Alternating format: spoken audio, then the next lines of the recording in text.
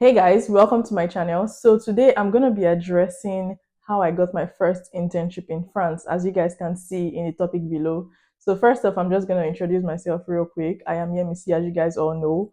I film about everything that has to do with lifestyle in France, language, and my real life experiences. I think this video is going to be for people that just moved to France, or maybe if you're a student in France currently and you're looking to land your first internship. I just thought to share my experience with you guys just so that you can take one or two things that can help you land your internship at the end of your studies. So let's quickly backtrack to the year 2019 when I first came to France. My course was actually a 2-year course. And if you guys don't know, I have a master's in international communications and management. So, and it was a program that was taught in French. This was actually a 2-year course that I started in 2019 September, and I was supposed to end in 2021 of July, I think July or August. And basically, the program actually had 18 months of intensive, learning, in the classroom. And then we had to do like a very compulsory end of year internship that was supposed to last for 6 months at the end of the semester to kind of validate your whole, studies and your master's degree. And mind you, this period was actually 2019, and you guys know that COVID happened in 2020. And so, yeah, that was very shocking. I didn't prepare for COVID, I didn't see it coming. So, when I got to France in 2019, I had my first year. Everything was good, everything was smooth, it was nice, even if it was really, really intensive. So, I had to like attend classes, attend lectures with my course mate at the time. And I remember like being the only Nigerian in my class. I had other people from other nationalities because I mean it's international communications. So I mean that's the least you could expect. So you guys, I just want you to put in mind that in the communications department, we had different types of communication.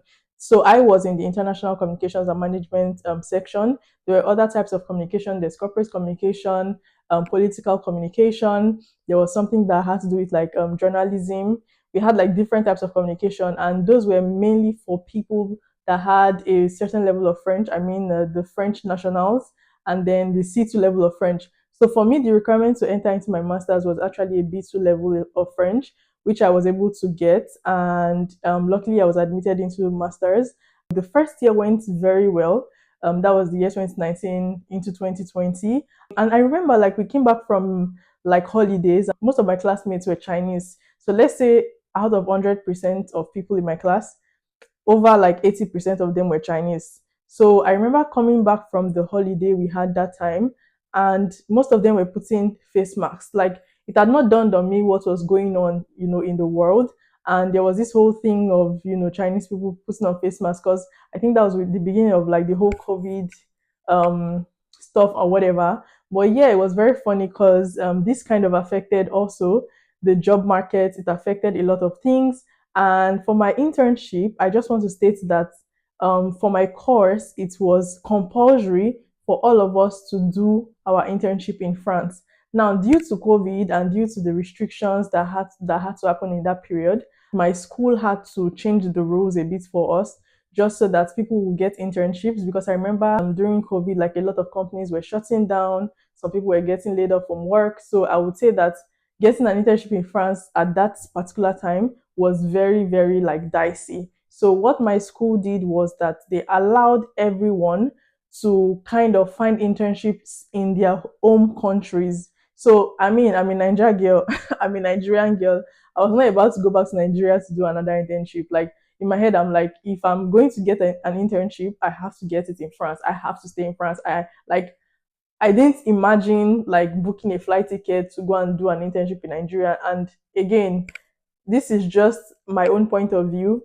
I'm like, even if I'm going for the experience, I need to be paid very well. So I mean, compared to what I was going to be paid in Nigeria and what I'll be paid in France as an intern, I kind of felt like it made sense to just stay in France because I mean, I'm not Chinese. I had classmates that were Chinese, Japanese, that could go back to their country. They had connection or whatever. So yeah, I had classmates that went back to their country, and some of them got very good internships in some of their Chinese companies in their countries. But I was in France. I had to look for an internship. So very quickly, I'm going to say the first thing I did was to identify where I wanted to do my internship. I've not said this before, but my school was located in Grenoble, and Grenoble is around the south of France.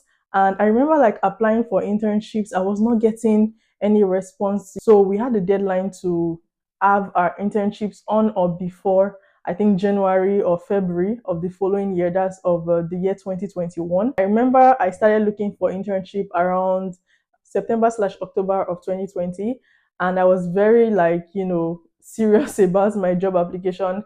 I had to take my CV to my course advisor to kind of look at it to be sure that I'm on the right track. But you guys, I was not getting any interviews. Like, it was like September, October, and I'm like, what's happening? And by that time, I think like 3 or 4 people in my class had already gotten internships in China. And one of the things I did, I will tell you guys my strategy, what worked for me and what can work for you. So for me, as a communications, as a master's student in communication at that time, I needed to be in a company that, had quite an international communications team, if you get what I mean. So what I did was I was applying to only Grenoble at the time. I was applying to only, companies within my city. And to be honest, I was not getting any interviews. And then one day it just dawned on me. I don't know if this is the wisdom of God or wisdom of the Holy Spirit. And to be honest, I started thinking about my life after like internship, that okay, Yemisi, do you really want to stay in Grenoble, or do you mind moving to other cities? Do you mind moving to like a close by city? There were other cities that are very close to Grenoble in terms of distance. And I was thinking like, okay, I think I'm going to just start expanding my search area. I'm going to leave Grenoble and then go to other cities. I had 2 other cities I was focusing on when I re-strategized on my applications. I had Paris in mind and I also had Lyon in mind. So those 2 cities, I would write my CV and put my address, change my address from Grenoble to Paris, because one thing I noticed about the recruiters in these other cities like Lyon and Paris is that whenever they call you or reach out to you for an interview, um, the thing is they always want to see you in person. And the thing is, like, I'm in Grenoble. I can't tell them that, oh, I would like to move. Like, some recruiters do not really like going through the whole stress of, letting you come from your city, because it involves like time, money, and, transportation and everything. So they prefer to get people in their own city. So I was very proactive.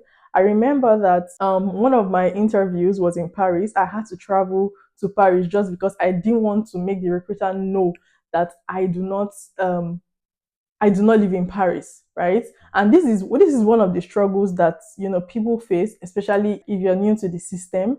Like, I feel like you have to be very proactive. It's very rare, or I'm in communications. I'm not an engineer, or like I'm not in those other fields that are more technical, so to say. So communications is a very, very dynamic, field of study, where it's like we deal with people, we deal with interpersonal relationships. So every interviewer wants to see who they are talking with. So what works for a communications person may not necessarily work for an engineer. So for example, on my CV, I would put my picture. For another person in a technical field or in an engineering field, you may not need to put your picture on your CV.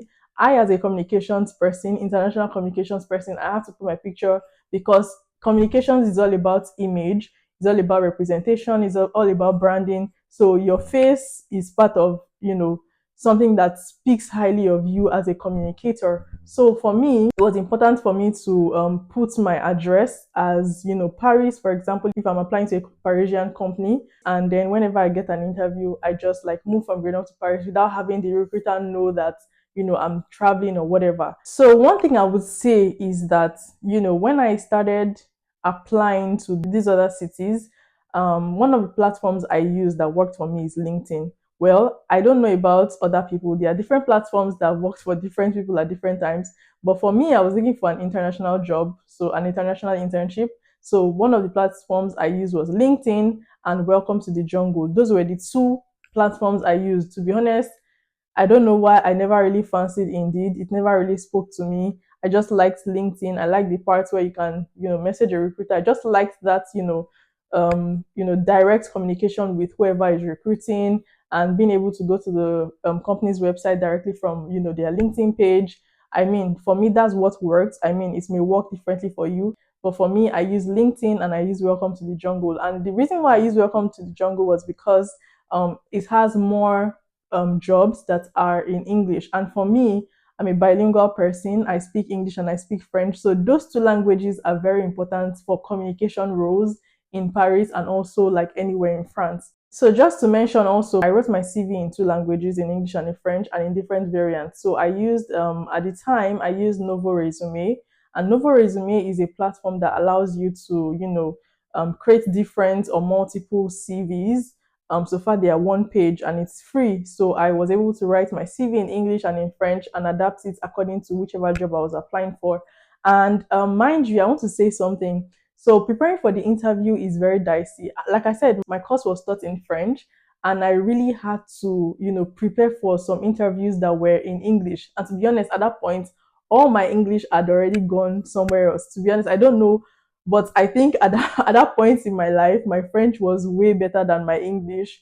And I remember preparing for an interview one day. I had to like practice my English to show you how bad, having conversations in English was for me.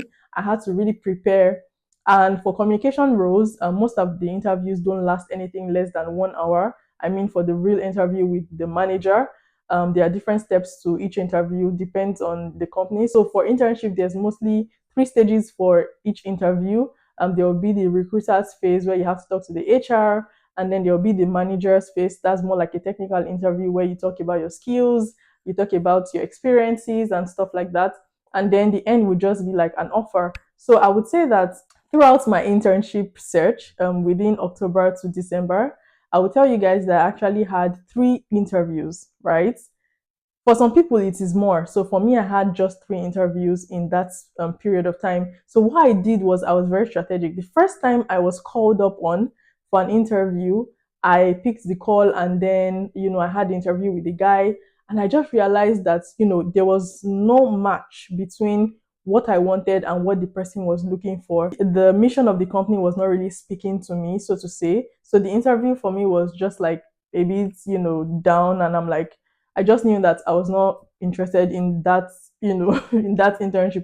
Even if they came back to me again, I got a rejection for that one because, to be honest, we were not like on the same page. And the second interview I got was the one I said I had to travel to Paris. It was an international company, and they needed somebody that was a bilingual English speaker. I mean, a native English speaker, and also like somebody that could speak French. So I was able to travel to Paris for this interview. But what I noticed was, because of my traveling to the city, right? I was already stressed. I was already tired. I went for the interview, and it was for like a marketing role, I think. And the funny thing is, like, this job, they needed somebody that was a native English speaker. So I was thinking that, I would speak in English with the person that was recruiting. It was in French. So, and to be honest, one thing I learned from that interview was that as much as they're looking for a native English speaker, the language of the country is French. I was wrong to assume that they would naturally speak English to me when I walk in. For me, I think that was something I had to correct, because the recruiter herself, she's French. And, even if you're native English, that doesn't mean they will speak English to you. That's what I learned from this country. Like, it's not my fault. I don't know. That's just how it works in France. When I got back to Grenoble, I was now informed by the company that they had changed their recruitment process. I think they were no longer recruiting in that period of time. Like I said, it was COVID. Things were changing. I think that was around like November. Things were changing really fast for different companies, and I did not blame them, for changing their recruitment process or whatnot. So it was more like my transport fare wasted, traveling from Grenoble to Paris. So what I did was, when I got back to Grenoble, I would say something. So I would say that, one, I think there is something that has to do with drive and determination. Like I said, I was the only Nigerian in my class. I had to make a decision that I'm not going back to Nigeria to do an internship, because I want to stay in France, and I need my French and my work. Like, it has to work for me, right? My other classmates had options to go to China. I know nobody in China. I know nobody in Japan. I had a Japanese classmate. I know nobody in these countries. Like, I need to stay in France, and I need to get an internship in France. Number one, there's determination, right? Number two, knowing what you want, right?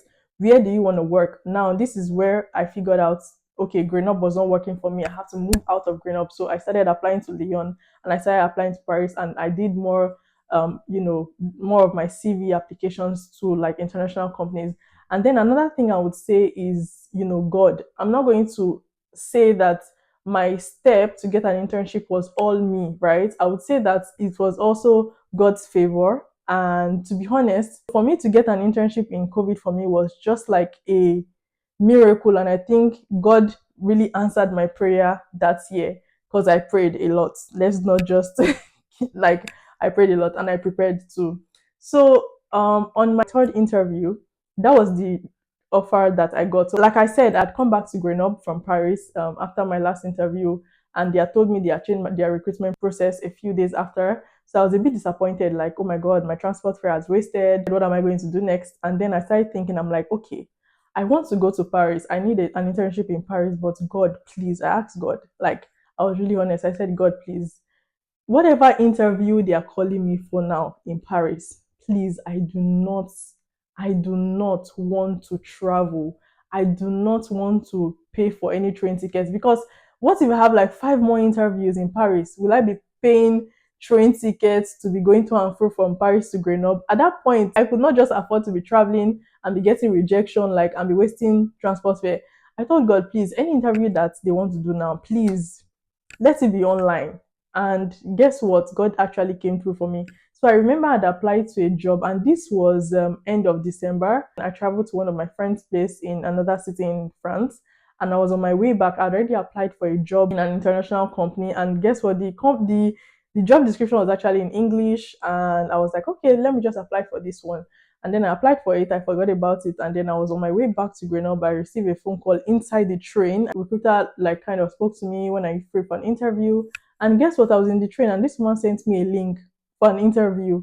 I'm like, this is the first time I'm receiving a link for an interview for a communications role. Most of them always want you to come in person. And then I got back to Grenoble. I started preparing for the interview. Like I said, my English was really bad. Even now, my English is still like trying because back then my English was, I don't know, like I'd been very like soaked into French language so bad that my English was like it suffered. So yeah, I had to go back to Grenoble, prepare for the interview, learning from my previous mistakes, even if like I said, I got rejection for different reasons, from the two companies. But one thing I learned is that from each interview that I had done, the two of them, right, I saw my strengths, my weaknesses, what I could change. This is what I adapted for this new interview, right? And I remember I prepared a lot. One of the things that made me ace the interview, to be honest, is just presentation and confidence.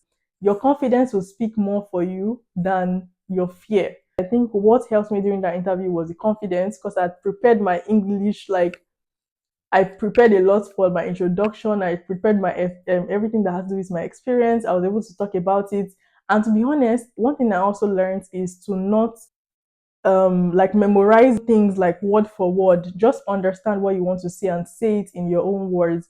And one thing I also did during the interview was going with the flow. To be honest, like there were moments where we took a pause to laugh about some things, make some jokes, and just going with the flow really just helped me. And that 1 hour conversation with three people on the call was just like a breeze, right? And I can imagine if I was very fidgety or if I was overthinking or if I was just like not myself or something, I feel like they would have felt it, on the screen. They would have felt it and it would have impacted what they see about me. But approaching the interview with confidence, laughing, smiling, just, having a good presentation and just going with the flow helped me to ace the interview. And to be honest, after that interview of 1 hour, 15 minutes later, they called me and they offered me the internship and I was so happy. I think what you can take away from this video today is, your strategy has to work. Your CV, first of all, is the first thing a recruiter sees before they call you. So as an intern, I don't think your CV should be more than 1 page. Focus on the things that are important. Your language competency. If you're a native speaker in English, please include it in your CV. Let it be very visible. Your level of French also is very important. Your experience level, your skills, your technical skills, and your soft skills, and also your education. I think recruiters are not so strict, I would say, when it comes to recruiting interns. An internship is a type of job. It's not like a permanent job. It's an internship. So I think they are very open to welcoming people that have experience and are willing to learn. If LinkedIn works for you, use it. If Welcome to the Jungle works for you, use it. If Indeed works for you, use it. If there's any other platform use it, and also stay confident. Know yourself, know your experience, know how to present yourself, stay calm and go with the flow throughout your interview. And to be honest, I think that it's very easy to land an internship in France with the help of God. Not like you have to practice and prepare, but also, with God on your side, you can also land your internship. So in case you're looking for an internship in France, I hope that my story can encourage you or boost your confidence when it comes to applying for internships in France. And if you're scared of your French level, really, I think what you can do is try to just learn the basics. Whenever you receive a call, how do you speak to a recruiter? Try to step up in terms of, how you can communicate with somebody on the first call, because most times the first person that calls you is a recruiter, not necessarily the manager. So you may have to speak French. So if you have any problem with your French, try to improve or get to a level where you can actually introduce yourself and understand basic things. You don't have to be the perfect person in speaking French. Just making an effort would actually go a long way. Yeah, I'm just going to wrap it up now. So thank you guys so much for watching. And if you've not yet subscribed to my channel, please click on the subscribe button below, subscribe to my channel, and yeah, like this video if it resonates with you and if it speaks to you. You can also send to your friend that you think this video might be useful to. Thank you guys so much for watching, and I will see you guys in the next one. Bye.